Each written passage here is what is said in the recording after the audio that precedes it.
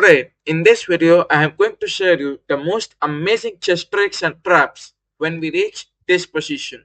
Our opponent go with knight c3.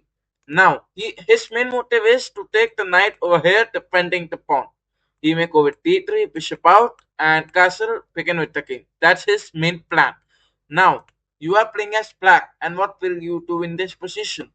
So you may go with knight take e4, and this in the starting of the video, the fourth move, you begin with the knight sacrifice. And this is the most special thing in this video. Over here, your opponent that is white, when he capture it, you may continue with e5 and attack the knight and the bishop, creating fork like this. What you may do in this position? First of all, we'll take two examples. Whether our opponent capture this from the bishop or take the bishop behind, securing the knight. Over here, we'll discuss both the variations in this video. Now, number one variation is bishop take d5. If we capture the central pawn, we'll also eliminate it attacking the knight. If we take the knight, okay. If we take the knight to c3 and now he attack your queen, then that's simple. You may go with queen to d6, add a supporter to it, develop this bishop, long castle, and continue the game. Otherwise, the most popular response in this position is d3. What many of the people think? They think that d3 is defending the knight with the bishop development at the same time. Also, he is planning for c4, which can be an attack towards the queen. So that's why many of the players prefer d3 as the move. But actually, the best move is knight c3. So please be aware for that. If you get this position as white, so you must play knight c3. Now he go with d3. Then what you can do? A simple variation is bishop g4, creating a pin. A very simple reason. Now this knight is under pin. You may take the knight to d4 and add a more pressure towards the knight. White go with x3. Now if you want to remove this bishop because the bishop is creating pin, that's why you go with x3. We'll take the bishop behind so that we may continue the pin. g4 attacking your bishop, and now in this position we'll have a shocking response. f5. Now pawn to f5 is a brilliant move attacking the knight. Yes, that's true, it is a brilliant move. Now let me show you how it is brilliant. First of all, we'll take example if we capture the bishop. That's very simple. We continue with f take e4 and attack this knight further. What he can do? He can go with t take e4, then you may go with queen take e4, give a check. You may take the knight to d4. Okay, let us say king f1. Then you may take the knight to d4 and take advantage of this pin at the same time. If we're gonna capture it, capture the rook, give a check. King will come to e2, capture the queen, king takes it, and then take the knight. So this gives a massive 5 points advantage.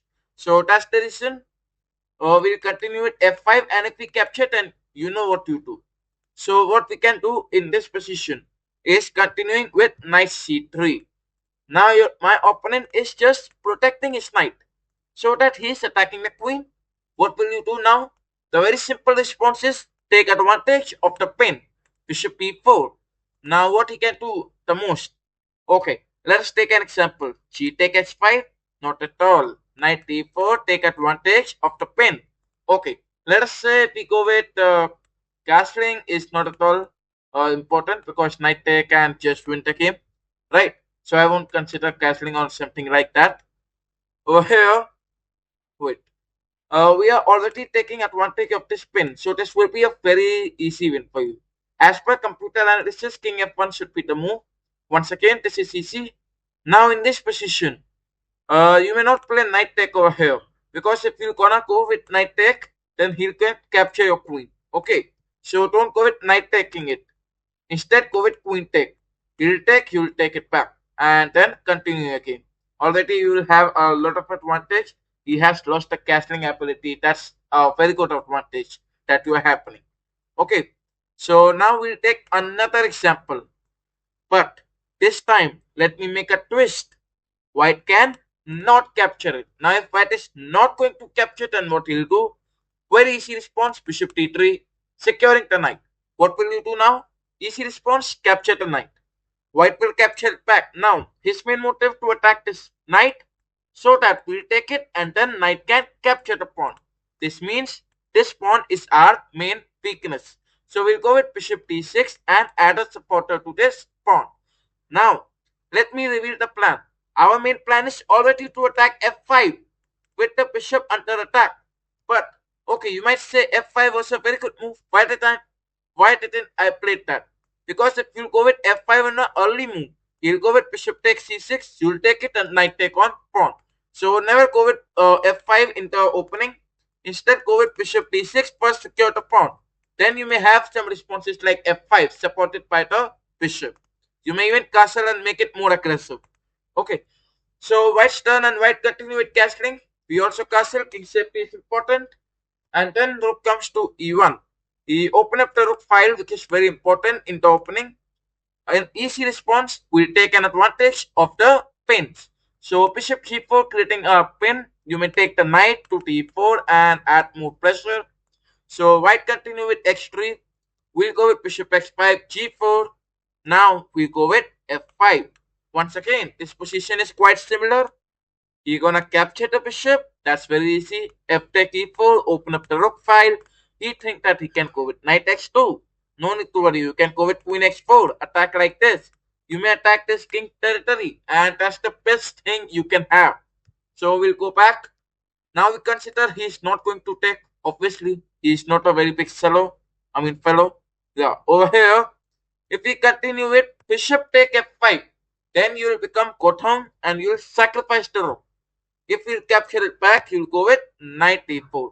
Why knight d4? You cannot capture it because of the bishop attacking the queen. So this is a very important idea to play knight d4. If we go with rook d3, very easy. Knight take f3. He'll take from the rook. Don't capture it, man. Go with e4 and add an attacker once again.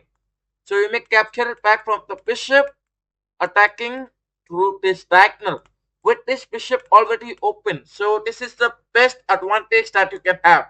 And if you enjoyed this video, then do like the video and thanks for watching.